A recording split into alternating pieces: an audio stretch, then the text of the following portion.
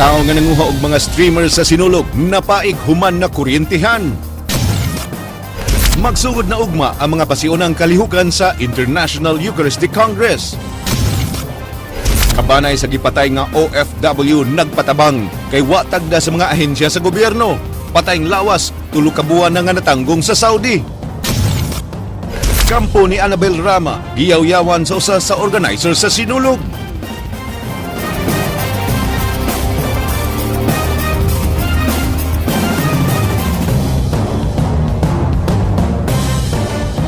Maayong hapon sugbog Kabisayan, usa ka tigpanambal gamit ang pag-ampo gidakop human naabot ang reklamo sa iyang mga biktima ngadto sa kadagkuan sa simbahan. Ang dinakpan suway unta nga muikyas kinigiaksyonan ni Edwin Cañete. Nadakpan sa mga tinugyanan sa Criminal Intelligence and Detection Group kining usa ka tawo nga nagpaila nga usa ka faith healer defender dito sa Agro Macro Kabangkalan, Mandawi City kagabi. Ang nadakpan nga si Leandro Kahutay suway unta nga muikyas. Si Kahutay gidakop pinagi sa warrant of arrest nga gi-issue ni Assisting Judge Maureen Nueva sa kasong estafa. Sumala sa reklamo, bato kaniya, si Kahutay manambal pinagi sa pag-ampo niya itong adunay ikabayad kaniya. Lakip sa iyang gihimo, ang exorcism, humad nangangkon nga aduna siya pagtugot gikan sa Archdiocese o sa mga madre sa Carmelites. Apan, gihimaka kini ni Reverend Julito B. Cortez, ang Auxiliary Bishop sa Sugbo ug ni Father Ralph Perez, ang Parochial Vicar sa Santo Rosario. Ang reklamo naabot kang Archbishop Jose Palma. Nasaran nga niya tupag tuig 2000 nagsugod si Kahutay siyang pagpanambal pinagi sa pag-ampo. Si Kahutay suway unta nga hinabion ninyong tigbalita. Apan, nagdumili kining mo atubang sa kamera. Bishop Palma na gihatag ni original na letter si Bishop Palma. Dili to mao ang letter na ilang circulate. Na ami original. Alang sa Aksyon Bisaya, Ed Cañete, News 5. Mahimo na nga makapalit og sakyanan online pinaagi sa carmoody.com.ph. Ang Carmoody usa ka online marketplace diin makita ang gipamaligya nga sakyanan. Aron usab makasiguro ang mga pumapalit, makita online ang tanan nga mga papeles sa sakyanan. Si Abhishek Mohan ang bagong gitudlo nga Managing Director sa Carmoody Philippines. Matud niya Carseal sa Pilipinas sa tuig 2015 gibanabana nga mikabat og 310,000 units gikan sa 269,000 units sa tuig 2014. Ang Carmoody available usab isip usa ka application sa mga smartphones. Why should Filipinos choose Carmoody? I think Carmoody, we've set out from day one to be a platform they can trust. One of the things we explain, zero fraud. So we are very, very committed to safety. Isa ka kusog pagbusikad ang nakapaukay sa mga tao diha sa Dan Ramos kaganihang buntag. Kung unsa kini atong sutaon sa report ni Patricia May Canyo. Naukay ang mga tao sa Dan Ramos atubangan sa buhatan sa Cebu City Traffic Office pasado alas 9 kaganihang buntag dihang usa ka kusog nga pagbuto ang ilang nadunggan. Nagtuo ang publiko nga bomba ang mibuto apan dihang gisusi kini sa CCTO personnels ilang nasuta nga ligid sa pampasaherong sakyanan ang mibuto diin usa ang samaran ug daling gidala sa tambalanan. Matod sa traffic enforcer nga si Edgar Del Pilar, palabang unta ang biktima nga si George Umasdang apan kalit siyang naigo sa ring sa ligid sa iyang hawak atol sa pagbuto. Kani siya, naitabo ni siya diri ni labay niya, nikalit na ni siya explode dito mi sa tubangan sa may flagpole niya moto na aptan siya pag explode ni gawas ni ang ring sa iyang ligid naigo sa iyang hawak. Awa ay para ka na ko diri ba? Wa man. Libuto ra iya ra. Ang biktima nga si George Umasdang igura unta nga mutabok sa Dan aron pagkuha sa iyang motorsiklo dihang nahitabo ang insidente. Nagtuo sila nga bomba na ang mibusikad. Galakaw ko pa daw dito kay magkuha ko sa akong motor. Galakaw ko. Buto lang kalit ba?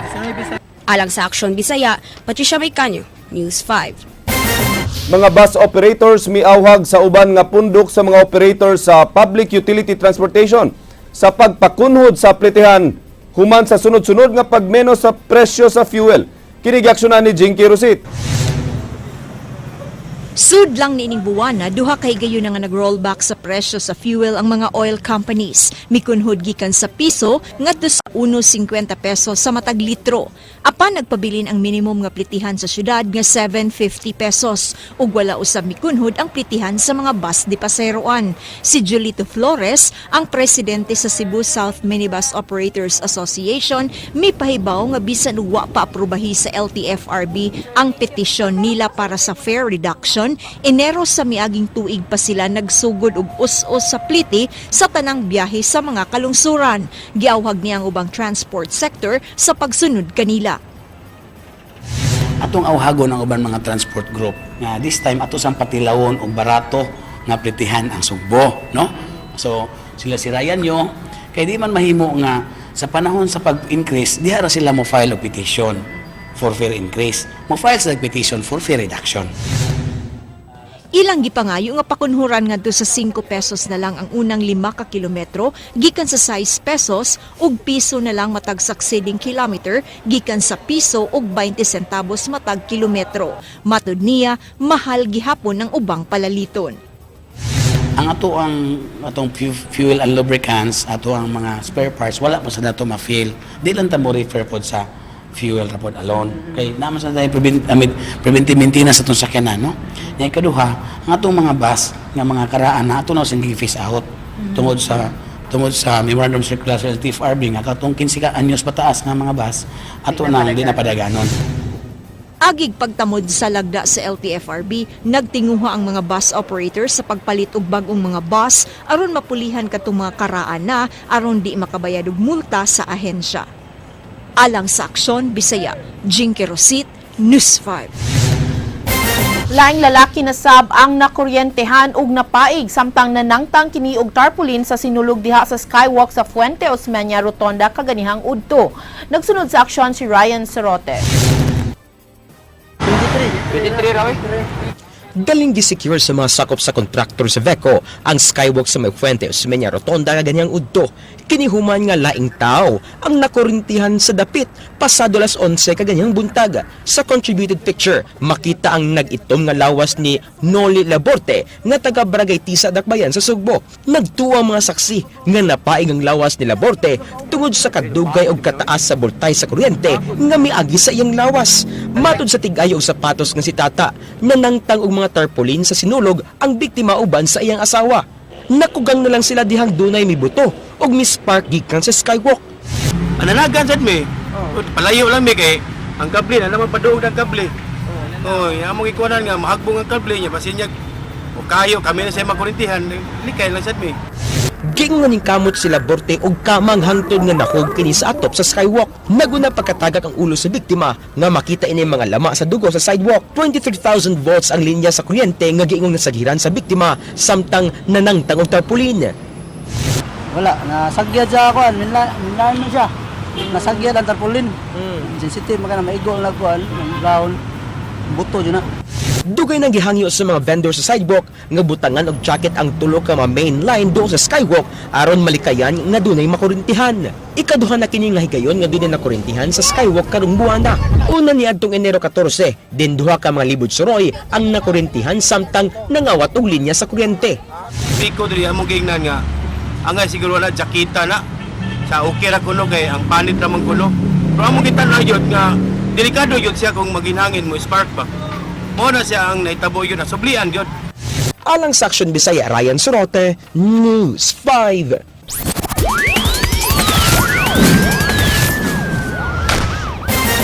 Baintisinko ka mga tao na sikop sa usa ka drug raid sa Naga City. Samtang pundok sa mga mangunguot nga mibiktima sa mga nananaw sa sinulog na sikop sa kapulisan. Kini giaksyon ni JJ Villarba. Mga kawatan atol sa pista sa Senior Santo Niño nadakpan sa kapulisan.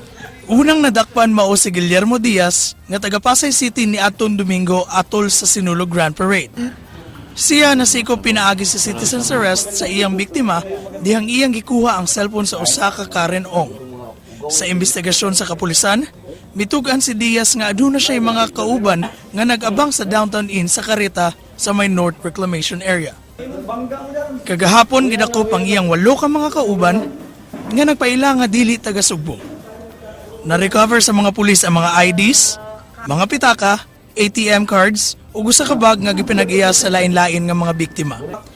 Ipangita usab sa mga pulis ang ilang leader nga giila nga usa ka George. Alang sa Aksyon Bisaya, JJ Villarba, News 5.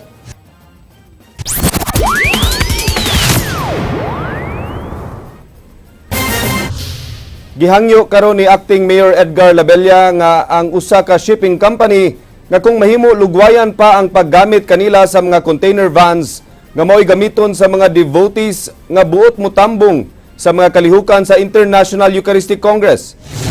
Usa ka suwat hangyo ang gipadala kagahapon ni Labella ngadto sa buhatan sa Tugo Shipping Company sa pagpa-extend kanila sa mga magamit pa ang mga kapin 120 ka mga container vans aron dunay matulugan ang mga deboto nga gustong mutambong sa mga kalihukan sa IEC nga magsugod karong Enyero 24 hangtod 31. Sila ang mga deboto nga way sara nga ikabayad sa mga hotels, pension houses ug lodging house. Apan giklaro ni Labella nga bugtong mga devotees lang ang makagamit niini ug dili ang mga delegate sa IEC. To debility in hotels. Just the same, I now request nga we'll use the 130 container vans that can accommodate 3,000 people. Patayng lawas sa OFW tulo ka buwan na nga natanggong sa Saudi Arabia. Human ang pamilya wala tabangis sa mga ahensya sa gobyerno sa nasud. Ang kabanay sa OFW nga taga Toledo midangup sa kagamhanan sa lalawigan aron madala na balik sa Sugbo ang patayng lawas. Kinigaksyonan ni Jinky Rosit. Gitakda na unta nga mopauli sunod buwan balik sa Toledo City ang 35 anyos nga si Lotis Yu Kamukamo. Siya nagtrabaho isip domestic helper sa Riyadh, Saudi Arabia, human sa duha ka tuig niya nga kontrata. Apan di na kini mahitabo karon human masayri sa pamilya nga gipatay kini sa iyang amo nga Arabo niadto pang Oktubre sa nakalabay nga tuig. Disyembre na nila nasayran nga patay na nga gi-turn over sa Philippine Embassy sa Riyadh ang biktima nga si Lotis. Di sila mutuo nga nahug sa third floor ang biktima base sa saysay sa Arabo nga amo. Sukwahi kini sa autopsy report nga ilang nahuptan. Ya, Arabic man ang kuan dito sa iyang resulta. Muna nga naaman ko'y pagumangkon nga may kuan sa dito nga katrabaho po dito nga kanang kuan pagipabasa. Ang rikuan na gibunog na siya. Gibunabunadan kay na may lagom sa dughan ug sa naong. Gibunog na siya mo'y kuan kay pila na Arabic ang Arabo ga kuan nagasulbad. Tungod kay way kwarta, hangyoon sa pamilya si Governor Junjun Davide nga tabangan sila nga mauli pagbalik dinhi sa Sugbo ang patayng lawas ni Lotis. Nawad-an sila og pagsalig sa ubang ahensya sa gobyerno sama sa OWA nga gibaliwala lang sila dihang midangup sila sa ilang buhatan. Kaya ang gasto magkudirigod, wala dyan may ikapapliti diri sa kuan ba nga, ang gasto ana niya ba. Mo among ihangyo magpakiluoy mi ba nga, matabangan dyan nga mauli diri among ano, aron mapahiluna na mong siyang tarong ba. Pagkakaron, hustisya ang singgit sa pamilyang Yu sa gidangatan ni Lotis. Alang sa Aksyon Bisaya, Jinky Rosit, News 5. President Noynoy Aquino miabot sa Subo kaganang buntag aron pagbisita sa haya ni Attorney Democrito Mendoza nga haligi sa ALO TUCP. Si Ryan Sorote sa detalye. Udto na ding miabot si Presidente Noynoy Aquino sa haya ni Attorney Democrito Mendoza. Uban nga miabot ni Pinoy ang mga anak ni Democrito nga silang Raymond nga representante sa Associate Labor Union Trade Union Congress of the Philippines ug Michael ang National Chairman sa ALO TUCP. Dungan usab niya nga miabot si Executive Secretary Rene Almendras, House Speaker Feliciano Belmonte, Cebu Governor Junjun Davide ug ubang mga leader sa Liberal Party. Personal ang pagbisita ni Pinoy aron ipaabot ang iyang pahasubo sa pamilyang Mendoza. Ang kanhi labor leader nga si Mendoza ang usa sa mga supporters sa inahan ni Pinoy nga si kanhi Presidente Cory Aquino ug higala sa pamilyang Aquino. So kining nahitabo nga pagduaw sa ato ang presidente agi lamang ni og paghatag og pagyukbo sa usa ka nasudnong haligi sa pamuo sa ato ang nasod. Hangtod karon, suportado gihapon sa ALO TUCP si Aquino bisan pa man sa mga kontrobersiya nga giatubang sa administrasyon may labot sa katungod sa mga mamumuo. Usa ini ang pagvito sa presidente sa dugang 2,000 pesos nga pensyon sa mga sakop sa Social Security System kun SSS. Wa pa'y komento nga klaro ang grupo sa mga issue. So we have not yet come up with our definite stand on this issue, on this particular issue. We're still waiting. We are supporting the administration. Dunay kapin sa 750,000 ka mga sakop ng ALO TUCP sa tibok nasod ug wa pay labot ini ang nasa abroad. Tunga sa oras nga nag-istorya ang mga Mendoza ug ang presidente, una pa kini daling milarga pabalik sa kauluhan. Alang sa Aksyon Bisaya, Ryan Sorote, News 5. Gisugdan na ang investigasyon batok sa traffic enforcer nga nag-viral sa Facebook kinsa nagdumili sa pagtabang sa tiguang nga makasakay og taxi. Makita sa video nga naglalis ang usa ka batan-ong babay ug ang traffic enforcer.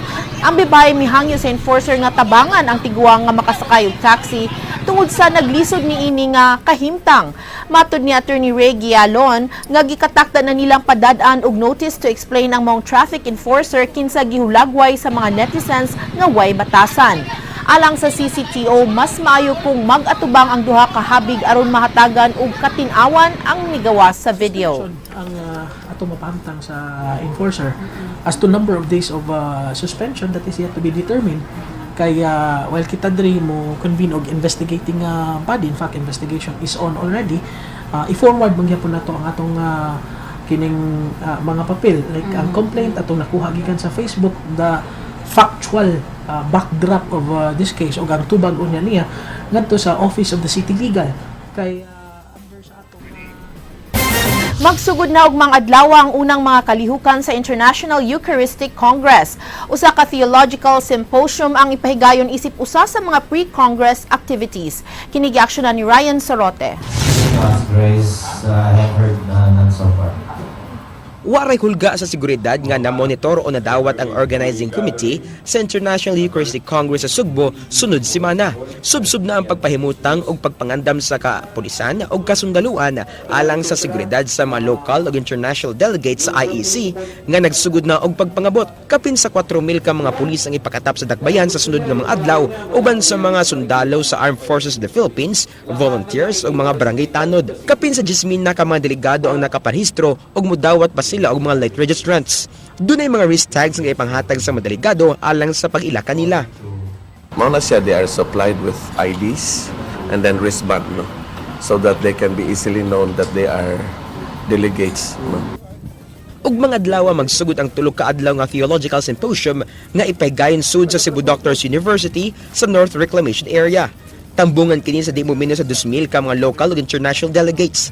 Mamulong sa pre-Congress ang pipila sa mga speaker sa IEC sunod semana nga maghisgot kalabot sa Eucharistia. Musunod ang opening mass sa IEC sa Plaza Independencia karong Domingo, Enero 24 nga panguluhan sa Papal Legate nga si Charles Cardinal Bo. And that's 4 p.m. And that's again open to the public. Alang sa Aksyon Bisaya, Ryan Sorote, News 5. Happy vibes sa TV5. Sinulog Festival Queen 2016. Nagmabulukon. Back-to-back kini nga kadaugan alang sa Placer Masbate. Humanaangkon sa ilang kandidata ang maong korona sa kadaugan. Kahinumduman nga ang reigning Sinulog Festival Queen 2015 nagikan rasab sa maong tribo. Samtang, kampo ni Anabel Rama giyaw-yawan sa usa sa mga organizer sa Sinulog atol sa Sinulog Grand Parade. Kun ngano aniya ang report. Sinulog Festival Queen 2016 is candidate number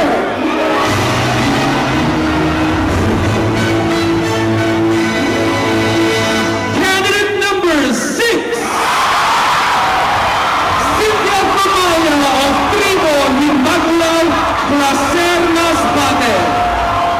Ang 20 anyos nga Tourism and Events Management graduate sa STI College sa Maasin City ug pambato sa Tribo Himagulaw sa Placer Masbate ang gikoronahang Sinulog Festival Queen 2016. Kahinumduman nga ang reigning Sinulog Festival Queen 2015 nagikansab sa maong tribo. Atul sa awarding of minor awards, mi-stand out na ang kaanyag sa labing bagong Sinulog Festival Queen, human kini nang hakot og mga nagkadaiyang awards. Gipil din ni Cynthia Tumalia ang laing napulo ka mga pambato sa Festival Queen gikan sa lain-laing tribo. Nagpahugyaw sa tanan ang group presentation sa matag tribo uban ang pagsayaw ug pagpasundayag sa Batang Ninyo sa mga maanyag nga kandidata sa Sinulog Festival Queen 2016.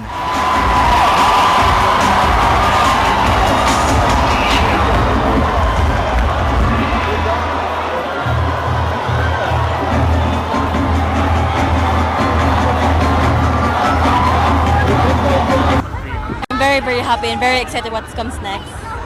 Kisa ni mo gidedicate mo ang crowd? Sinisento ninyo. It's for him. Mga taga-Placer, thank you for everything sa tanay mga efforts, and next year na sad, go and fight and laban. Ni adtong nakalabayng Domingo, usa ang float sa ang Panday sa gikagubtan sa minilyon ka mga Sugboanon atul sa Sinulog Grand Parade. Di ikalimod sa mga dagway sa katawhang Sugboanon ang kahangop ug kainit sa ilang pagdawat sa labing bag-ong ang Panday Star nga si kapatid Richard Gutierrez. Apan, sa tunga-tunga sa pagtayog sa maong float sa mga kadalanan sa Sugbo, kalit nga natingala ang mga nagpasiugda sa Panday Float. Uban ang kampo ni Annabel Rama, sa dihang kalit nga nisaka sa maong float ang usa sa mga organizer sa Sinulog dungan sa pagyawyaw ni ini.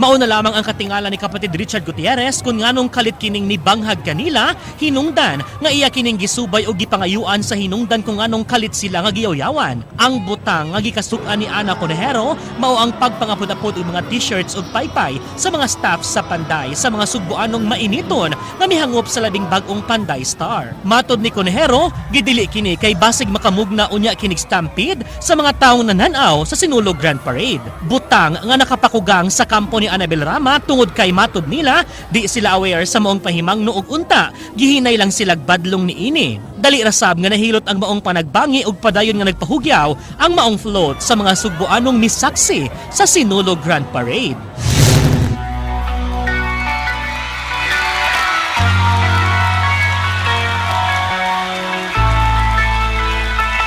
Samtang, ang founding member sa bandang The Eagles nga si Glenn Fry, mitaliwan na karong adlaw sa edad nga 67. Kini gikumpirmar sa publicist sa maong grupo. Taod-taod na sab nga nakigbatok sa iyang sakit nga rheumatoid arthritis, acute ulcerative colitis ug pneumonia ang sakop sa The Eagles nga nabantog tibuo kalibutan. Oh, you're a hard one, but I know you got your reasons.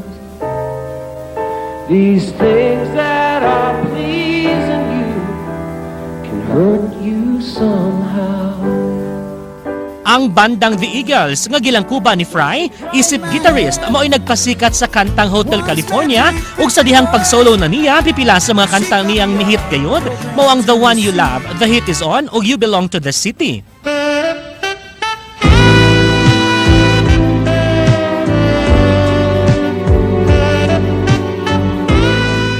Ug mao kadto naglangkob sa atong aksyon showbiz karong hapon. Alang sa walay karapusang mga chika, subanin ko ninyo matag alas 7:30 sa buntag, weekdays sa Rated JP sa Radyo 511.9 News FM Cebu. Kini si JP Lauquat Sera ang atong word of the day nagkanayon.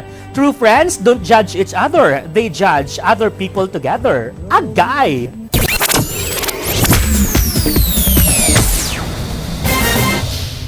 Somehow murag mutuo po na itong iyang gisulti. Yeah, that's true. Kaya doon na kayo di ganahan nga tao, musik makag-approval sa imong amigo. And girls of Kanang same feather flock together, so magkasinabot yun mo. maog yun. Don't be judged by friends. Yeah. Maog ka to ang mga balita sa Aksyon Bisaya. Ako si Glenn Soco. Mga balita nga pundasyon sa ligdong nga opinyon na konkretong solusyon. Ako si Georgia Herrera. Bisan asa, bisan kanusa. Kapatid. Kay di lang kutob sa balita. Aksyon!